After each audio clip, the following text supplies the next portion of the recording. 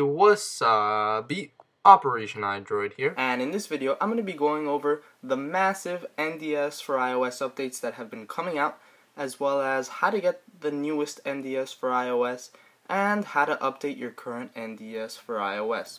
So, first and foremost, let's go into Cydia so that we can learn how to update NDS4iOS and get it if we do not have it.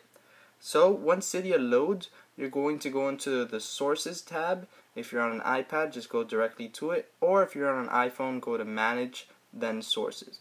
And the source that you will need is this repo right here, the Angel Xwin source. And if you do not have it, then go ahead and add it by clicking Edit, Add, and typing in the URL on the screen. So, once that loads, you can go into the repo and scroll down to the N, and you will see the NDS4iOS. Now, there is a stable and a testing one. I definitely recommend that you get the testing one, being as it has a lot more features than the stable one.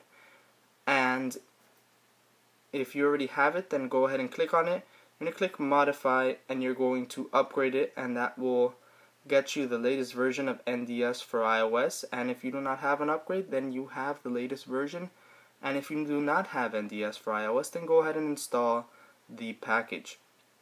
Now, once you have NDS4iOS, you will get an icon on your screen like this. I previously made an icon for NDS4iOS that I thought was pretty cool, but to be honest, this new icon is pretty badass, so I'm going to go ahead and definitely stick with this icon. If you guys still like my old icon that I'm going to be showing on screen now, then go ahead and let me know in the comment section below, and I will definitely show you how to get that icon again.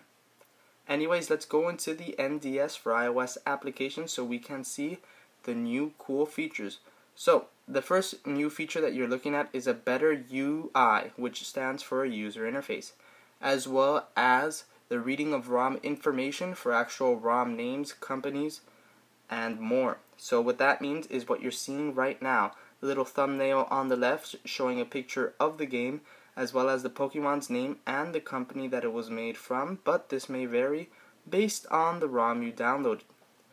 Anyways, now on to the other settings. By clicking here, we can see 4 different tabs, one which we are on right now, the ROMs tab, and the second being About, which shows all the people that contributed in making NDS4iOS, so definitely go ahead and check them out and thank them.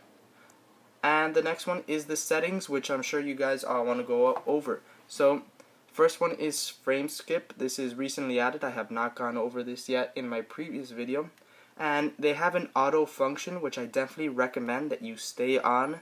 If you're familiar with frame skipping and you know what it's about, then you can go ahead and mess with it and set the frame skip to what you want. The second option is disabling sound. Now, if you're not a big person about sound, as recently NDS4iOS did not have sound and this update does, then you can go ahead and turn off the sound, which will give you about a 1 to 2 frame per second increase, which does improve gameplay a little bit. But if you're into listening to gameplay sound and all that, then definitely leave it off. Second is the controls. Now there's 2 different types of controls. There's control pad style, which is D-pad and joystick, and as you're seeing on your screen right now, this is the D-pad, and the second option is the joystick, which I personally prefer because, as you can see what I'm doing right now, you click once in the direction that you want to go, and your character will walk in that direction infinitively until you change the direction, which I think is pretty cool when you're playing games like Pokemon. Now, second, you can also change the position of the controls when in portrait, either top or bottom. Right now you're looking at how it looks when it's on top, and now you're looking at how it looks on bottom. I definitely do prefer the controls on the bottom. And now over to control opacity. Now this only works in portrait because when you play in landscape, the controls are not on the screen. So basically what this setting allows you to do is that the lower you put the bar, the more transparent the controls become, allowing you to see the screen more. But the higher you put the bar, the less transparent the controls get, allowing you to see less of the screen and the controls take up the screen. And finally, we go into the last setting, which is stated for developers only, but it's good for you guys to know how fast your game is running. So when you turn Show Frame Skip on, it allows you to see how many frames per second the emulator is running at. So that allows you to judge the performance of the actual game you're playing on this emulator. Of course, every game is slowly getting faster, and with more updates to come, we can definitely see the emulation of any game on the NDS4iOS application getting much better.